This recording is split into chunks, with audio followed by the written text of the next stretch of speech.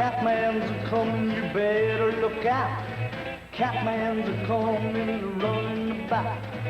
Catman's a-comin', looking for a girl.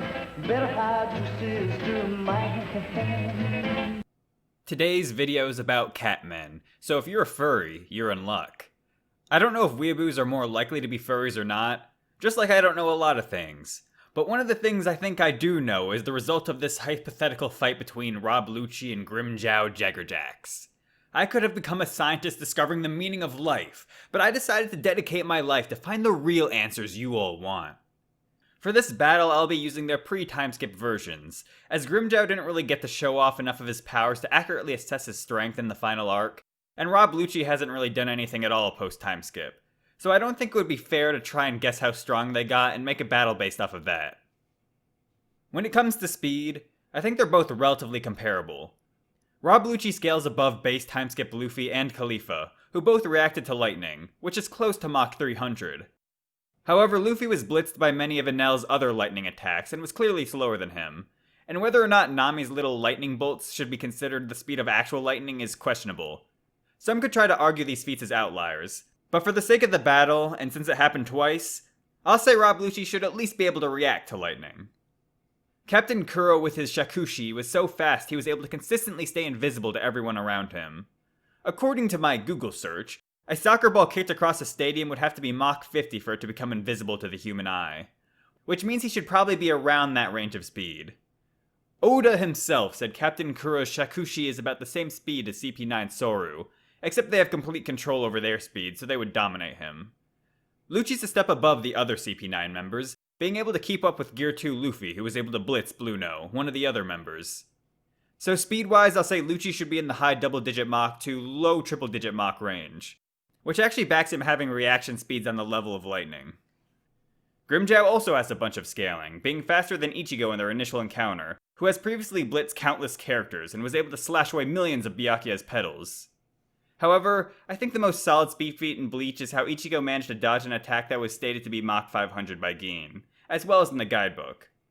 This version of Ichigo is stronger than the one that Grimmjow fought, but he dodged that attack without his Hollow Mask on, while he needed his Hollow Mask to defeat Grimmjow, so I think it's fair to scale Grimmjow's reaction speeds to around that level.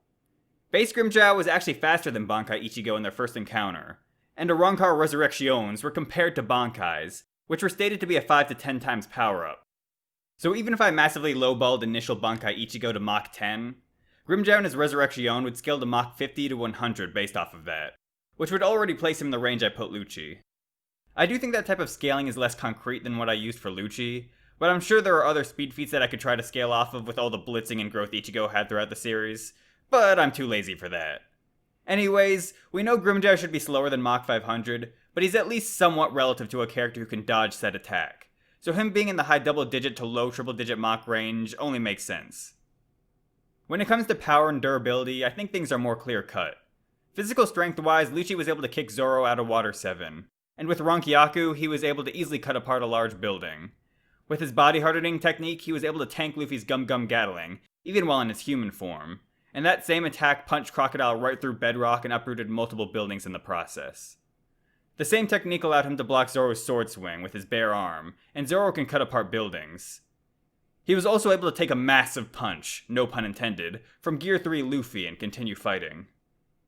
Grimmjow, on the other hand, was able to casually block a swing from Shikai Ichigo while in base, and an earlier version of Shikai Ichigo clashing with Kenpachi destroyed multiple buildings. Even after going Bankai, which should give him that 5 to 10 times boost, base Grimmjow could still grab his sword with his bare hand.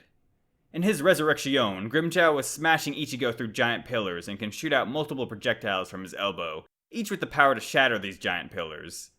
Not only is he physically powerful, he also has the ability to shoot out Seros, which are basically energy beams. He can use an even stronger version of this attack called a Gran Ray Sero, and this attack was so powerful it was able to distort space and was considered dangerous to use inside Las Noches, which is so big it takes multiple days to walk across. And that attack was used while he was in base form. His ultimate move is his Descaron, where he directs his energy into his feline-like claws and throws out massive energy blades, which dwarf the surrounding pillars. I think you could probably debate Rob Lucci being close in strength to base Grimmjow, but honestly it seems Grimmjow still has the advantage there. And the difference between base Grimmjow and Resurrection Grimmjow is pretty huge. After Ichigo put his Hollow Mask on, he was able to completely wreck Grimmjow with a single Getsuga Tensho. Yet even after getting stronger, Hollow Mask Ichigo Strike, which was enhanced by Getsuga, was blocked by Resurrection Grimmjow's bare arm. So I think it's pretty clear when it comes to both power and durability, Grimmjow's superior. Special ability wise, these guys actually have a lot in common. Not only do they transform into Catmen to get stronger, they can both walk on air and use a technique to make themselves faster. I've already talked about some of Rob Lucci's abilities, but he also has a technique that allows him to dodge things easier, turn his finger into a powerful piercing object, which can also be used at range, and his ultimate ability, the Rokuogen, which sends a shockwave that damages the target's insides. I pretty much mentioned all of Grimmjow's relevant abilities, so there isn't much to add with him. So how would this cat fight go down? Well, I think Lucci will quickly realize that he's outmatched and transform into his Zoan form. He then might actually give Grimmjow a bit of trouble, but Grimmjow will still clearly have the edge in my opinion. Lucci may be able to do some damage with his Rankyaku, but Grimmjow has shown he could block powerful cutting moves before, so I don't think that'll be enough to put him down. On the other hand, Lucci doesn't have the durability feats to prove he's going to last very long against someone as strong as Grimmjow, especially if he decides to use a Gran Rey Sero. The only move I could actually see doing some work on Grimmjow is the Rokuogen. With that, Lucci can try to bypass his durability to damage his internal organs. He's also arguably faster than base Grimmjow, so there's a good chance he'll be able to get that move in. However, I don't think that'll be enough to put Grimmjow down, and if Grimmjow does feel threatened, he can just transform, and I think by that point, it'll be over. Lucci just doesn't have what it takes to deal with an opponent that powerful, and that's why I declare Grimmjow the king of the jungle. Let me know in the comments what you thought of this video. Also, let me know if there are any video ideas you can think of. I actually got this idea from a comment a while back, and I may be slow, but I did eventually get around to making it. Don't forget to give this video a thumbs up to let me know you want more versus battle videos. And of course, subscribe for more of my glorious content.